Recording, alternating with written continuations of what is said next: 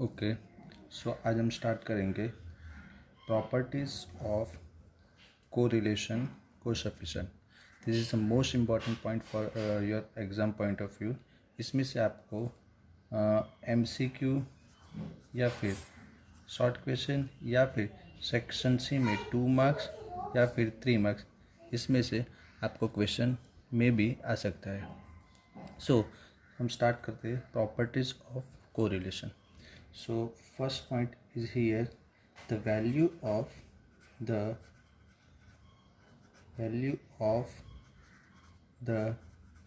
correlation coefficient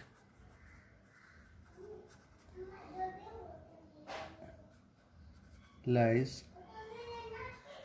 in the interval of -1 to 1।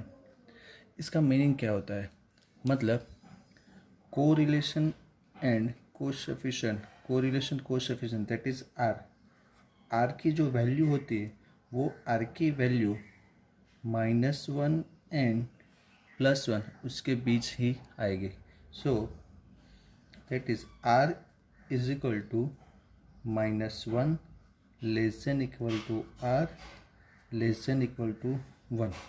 Again friends, ये आपको MCQ में भी आ सकता है कि आर की वैल्यू -1 और +1 के बीच हो सकती है। इसका मीनिंग अल्टरनेटिव हम सॉल्व करें तो इसका मीनिंग ऐसे भी हम निकाल सकते हैं कि जो आपने एक्स एंड वाई, सपोज कि आपको क्वेश्चन में एक्स एंड वाई दिया होगा 10, 15, 16, 18, y is equal to 20, 25, 30 and 32। तो ये वैल्यू पर से सपोज कि आपने आर फाइंड किया तो आपका आर का आंसर ऑलवेज -1 से लेके +1 के बीच ही आ सकता है। कभी भी आपका आंसर -1 से कम एंड +1 से ज़्यादा नहीं होगा। So first again the value of the correlation coefficient lies in the interval of -1 to +1। मतलब आर का आंसर आपका -1 से लेके +1 तक ही आ सकता है, 0 भी पॉसिबल है।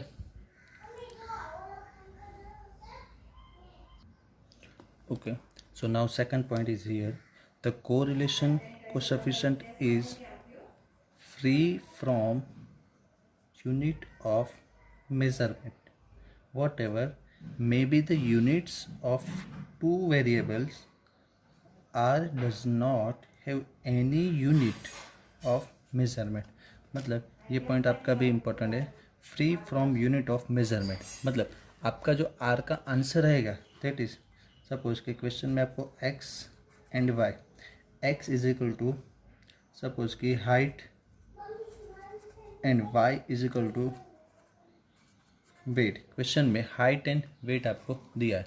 अगर ये दोनों की वैल्यू पर से आपको आर मतलब कोरिलेशन फाइंड करना है, अगर आपका आंसर आया फॉर एग्जांपल 0.90, अगर क्वेश्चन में आपको बोला होगा कि एक्स एंड वाई का कोरिलेशन फाइंड करना है, सपोज कि हाइट एंड वेट ये दोनों के बीच का कोरिलेशन फाइंड करना है और आपने फाइंड करके आपका फाइनली आंसर आया दैट इज़ 0.90, तो आप ओनली आंसर में 0.90 ही लिखेंगे। 0.90 उसके बाद ये जो यूनिट दिया है that is height and weight, ये आपको यूनिट लिखना नहीं है because the correlation coefficient is free from unit of measurement. मतलब उसका जो आंसर आएगा वो उसके आंसर के पीछे आपको यूनिट का मेजरमेंट लिखना नहीं है। सो ये सेकंड प्रॉपर्टीज है, फर्स्ट एंड सेकंड।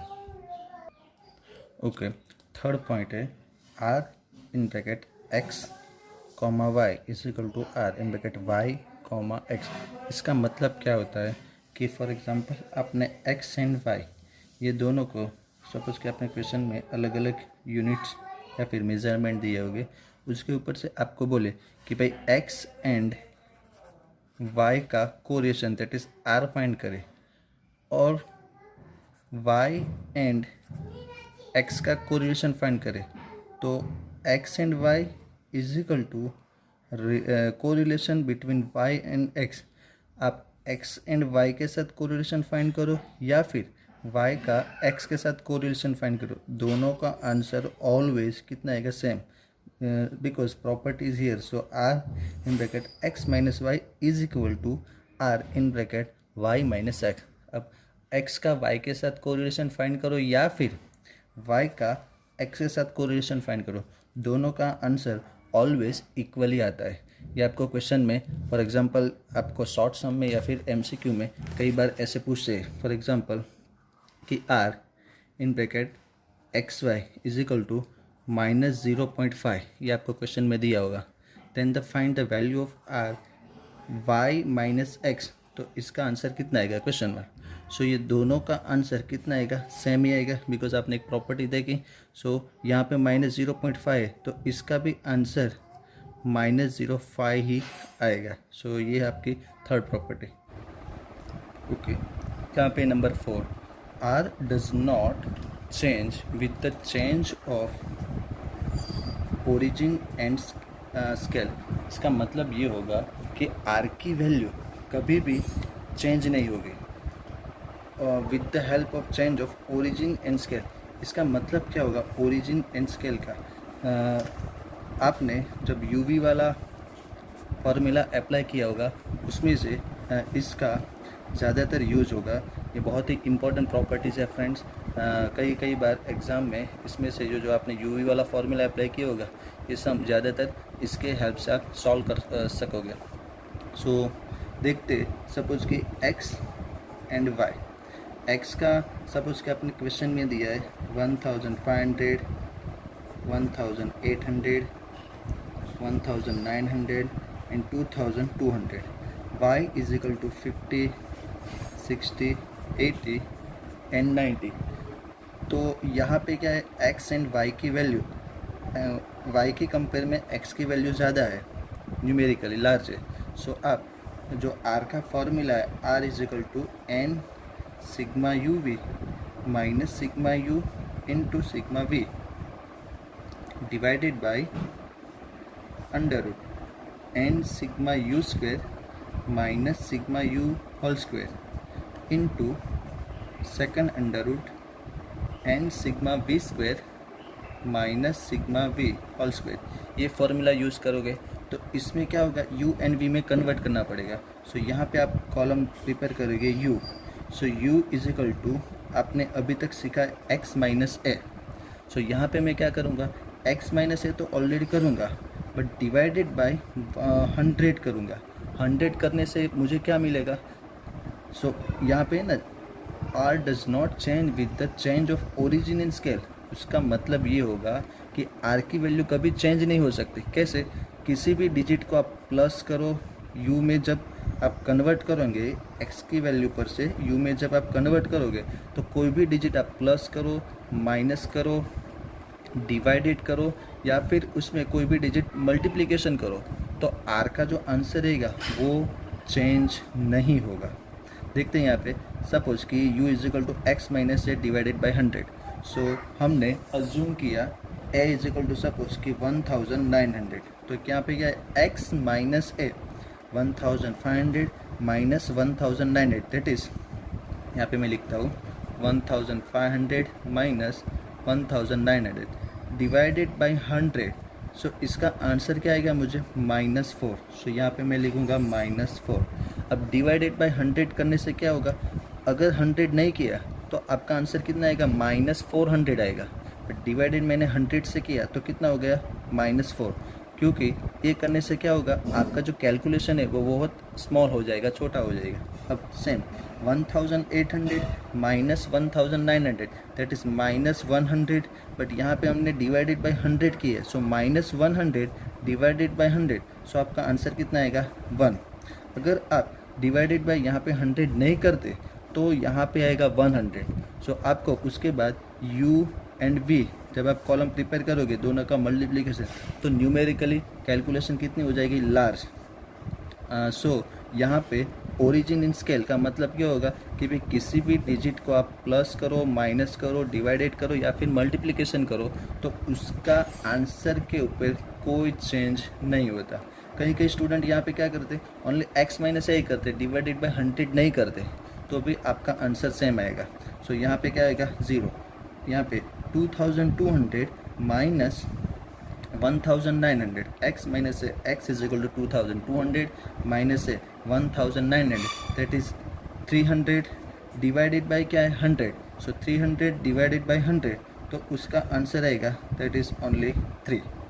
सो ये u की कॉलम, उसके बाद आप v की कॉलम प्रिपेयर करोगे, सो यहाँ पे v इज इक्वल टू क्या होगा y minus b divided by, मैं यहाँ पे करता हूँ 10, यहाँ पे क्या किया 100, यहाँ पे क्या किया 10, तो भी आपका आंसर कोई चेंज नहीं होगा।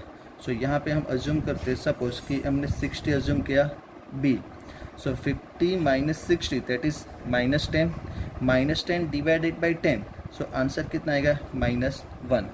यहाँ पे कितना आएगा 0, 60 minus 60 that is 0, and 80 minus 60 20 divided by, यहाँ पे मैंने 10 किया तो आंसर कितना आएगा 2, and 90 minus 60 that is 30 divided by 10, तो आंसर कितना आएगा 3।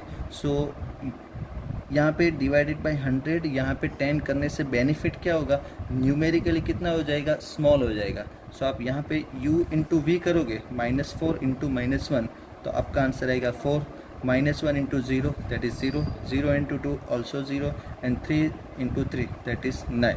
सो आपका टोटल भी स्मॉल हो जाएगा और कैलकुलेशन में ज़्यादातर आपको दिक्कत नहीं होगी। सो ये बहुत ही इंपॉर्टेंट पॉइंट्स है, इसके बेस पे हमारा जो एक्सरसाइज 2.2 में एक दो सम्स है वो भी इसके हेल्प से हम सॉल्व करेंगे। एंड लास्ट आपके पास जो प्रॉपर्टीज़ है, प्रॉपर्टीज़ नंबर 5, वो भी आपको शॉर्ट सम के लिए बहुत ही इम्पोर्टेंट है।